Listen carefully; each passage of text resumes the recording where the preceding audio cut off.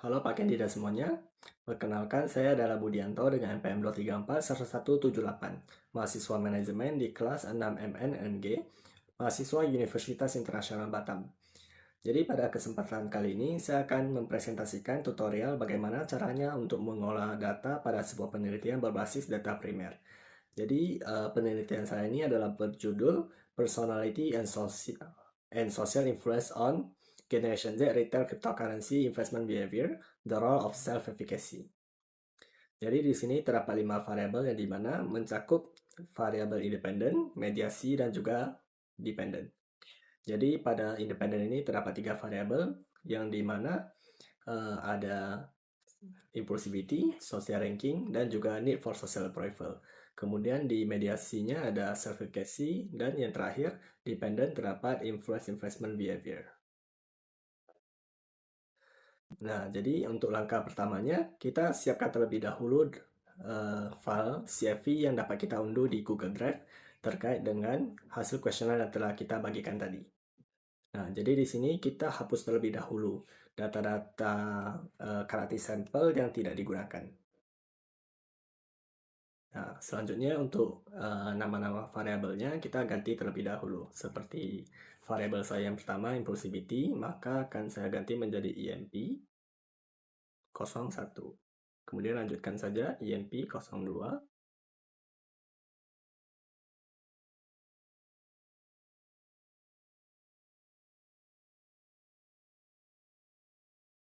Nah, dan seterusnya.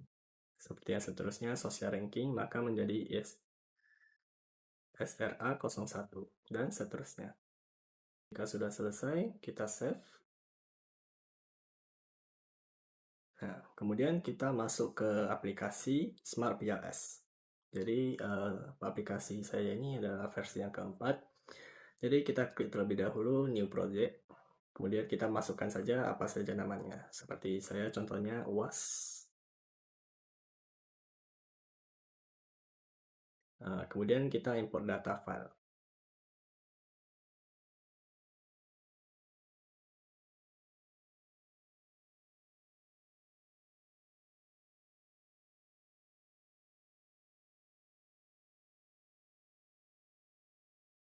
Kita import.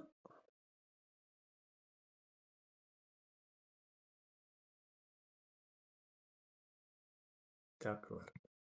Nah, kemudian di sini kita create model. Kita pilih PLS SEM.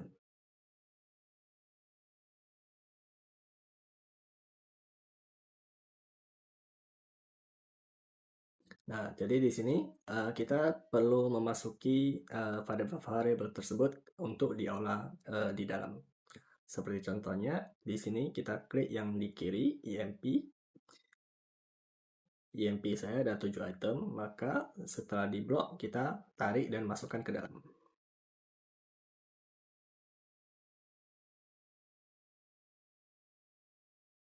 Nah, maka akan keluar variabelnya.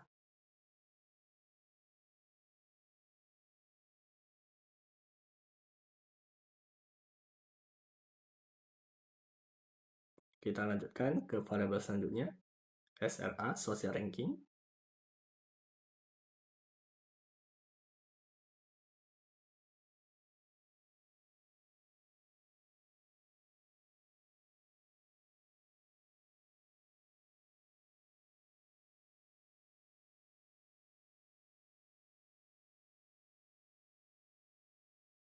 Dan seterusnya adalah need for social approval.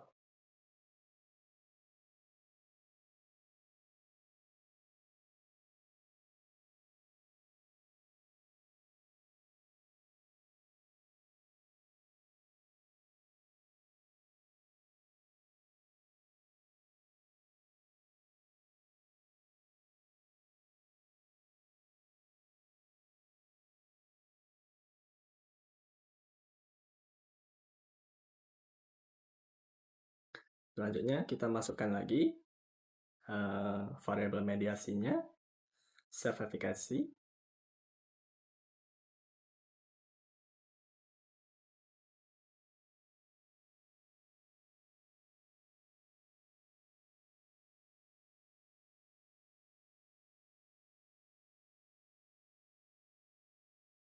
kemudian yang terakhir dependennya.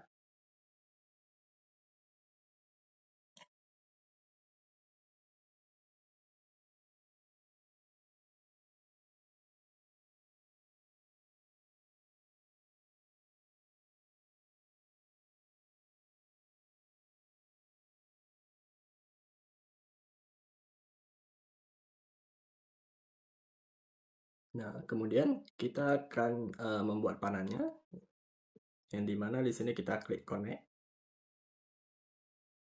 kita sambungkan semua variabelnya.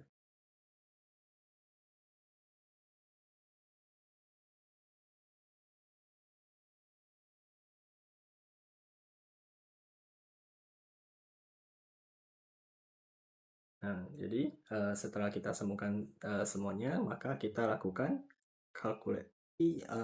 Sebelum kita masuk uji dari validitas dan juga reliabilitas, kita masuk terlebih ke common method bias.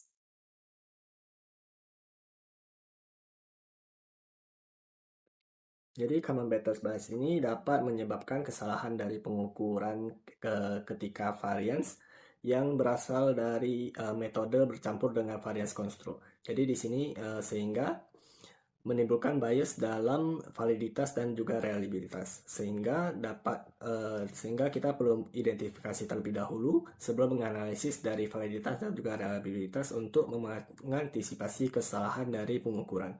Dengan nilai di bawah 3,3, jadinya semua item itu harus dinyatakan lolos. Jadi pengukuran dapat dilakukan melalui ukur VIF.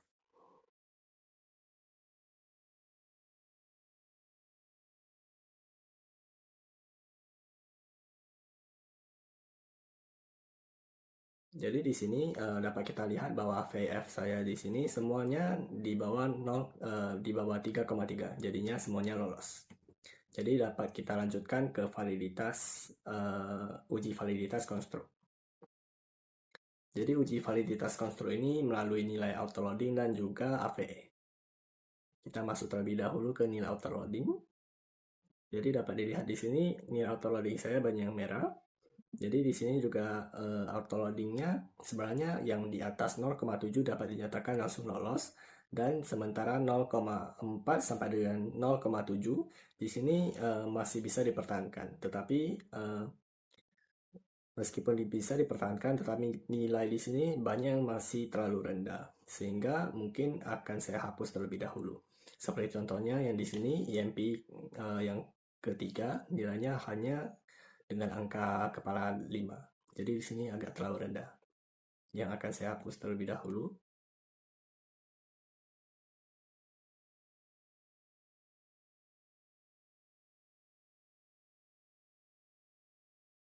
Yang di dependent juga akan saya hapus. Nah, kemudian kita masuk kembali.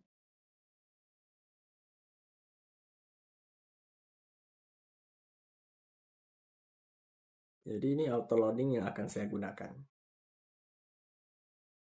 Baik, di sini jadi tentunya dengan auto loading ini maka juga dapat dinyatakan lolos meskipun ada yang tidak secara langsung di atas 0,7. Nah, sekarang ini menjadi nilai yang terlihat lolos ya tentunya.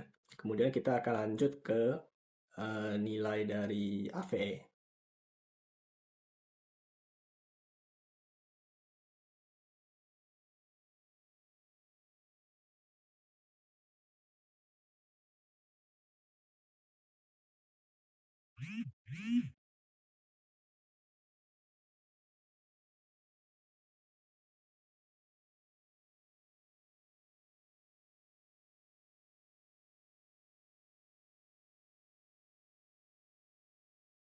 Nah, jadi nilai AVE di sini dapat kita lihat bahwa AVE di sini semuanya berada di atas 0,5. Ini adalah sebagai ketentuannya, jadi semua konstruk di sini dapat dinyatakan lolos. Selanjutnya kita lanjut ke uji reliabilitas konstruk.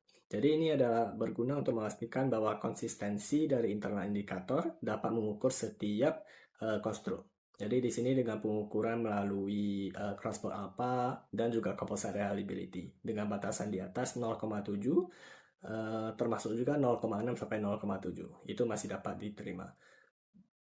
Jadi kita cari terlebih dahulu.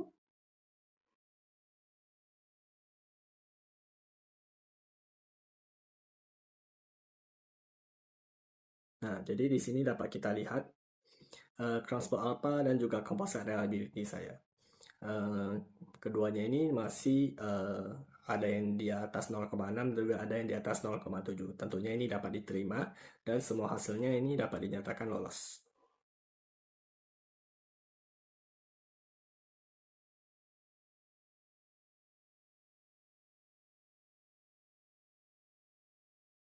Nah, kemudian kita masuk ke uji validitas diskriminan.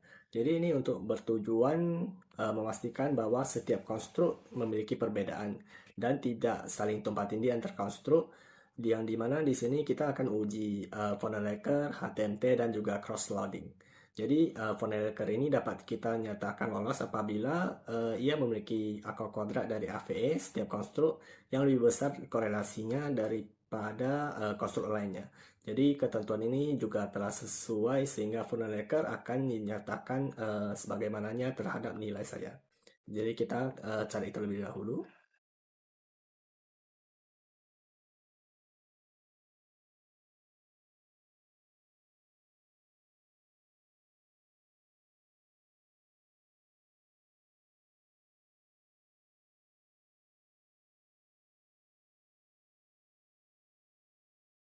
Nah, jadi ini adalah nilai dari Vonnegut. Jadi dengan nilai begini maka akan kita nyatakan lolos. Kemudian kita lanjut ke HTMT. Jadi HTMT ini adalah nilai yang akan harus di bawah 0,9 untuk menunjukkan bahwa validitas diskriminan itu dapat terpenuhi. Jadi kita cari terlebih dahulu. Nah, jadi ini adalah HTMT saya. Jadi di sini sama halnya dengan hasil yang ditampilkan bahwa nilai ini dapat dinyatakan lolos. Dikarenakan semuanya di bawah 0,9. Kemudian kita lanjut ke uji cross-loading. Nah, ini adalah cross-loading saya. Jadi cross-loading ini adalah untuk menguji bahwa semua indikator memiliki nilai tertinggi pada konstruknya dibandingkan dengan konstruk lain. Jadi dengan ini pada hasil terlihat bahwa setiap indikator mempresentasikan konstruknya diukur dengan baik. Dikarenakan sehingga dapat dinyatakan bahwa validitas dari diskriminan juga terpenuhi karena indikatornya masing-masing memiliki nilai tertinggi. Selanjutnya kita masuk ke uji model fit. Di sini kita akan uji 4 komponen di mana ada SR, MR, NFI, R square, dan Q square. Kita masuk terlebih dahulu ke yang pertama. Kita masuk ke SRMR. Nah, jadi dengan SRMR di sini nilai saya adalah 0,087. Nah, ini dapat jadi SMRR ini memiliki ketentuan. Jadi dia perlu nilai di bawah 0,08 untuk terpenuhi, tetapi di bawah 0,12 juga masih dapat diterima. Jadinya ini nilai saya masih dapat diterima tentunya dengan nilai dengan kesesuaian model yang baik sehingga masih bisa terpenuhi. Kemudian kita lihat di NFI. Jadi NFI ini harus dengan nilai di bawah 0,9 untuk dinyatakan sebagai kesesuaian model yang baik. Sama halnya ini juga saya dapat terpenuhi dikarenakan hanya 0,652. Selanjutnya kita masuk ke R square dan juga Q square. Jadi selanjutnya kita masuk ke R square. Jadi dengan R square ini dapat kita melihat bahwa ini menunjukkan bahwa influence investment behavior hanya bernilai 0,315 dan juga sertifikasinya bernilai 0,113. Jadi hasil ini menunjukkan bahwa influence investment behavior dapat dijelaskan oleh semua variabel independen dalam penelitian ini hanya sebesar 31,5%. Serta sertifikasinya dapat dijelaskan oleh seluruh variabel dalam model ini hanya dengan 11,3%. Jadi hal ini menunjukkan bahwa kemampuan model yang terbatas dalam menjelaskan kedua variabel. Nah, kemudian kita akan lanjutkan untuk melakukan bootstrapping untuk menilai dari uji hipotesis. Jadi kita lakukan ke calculate, kemudian bootstrapping. Start calculation.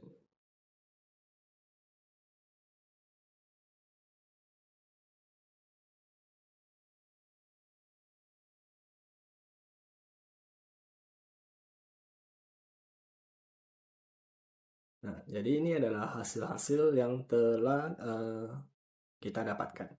Jadi kita dapat melihat signifikan atau tidak signifikan dan juga arahnya positif ataupun negatif di sini.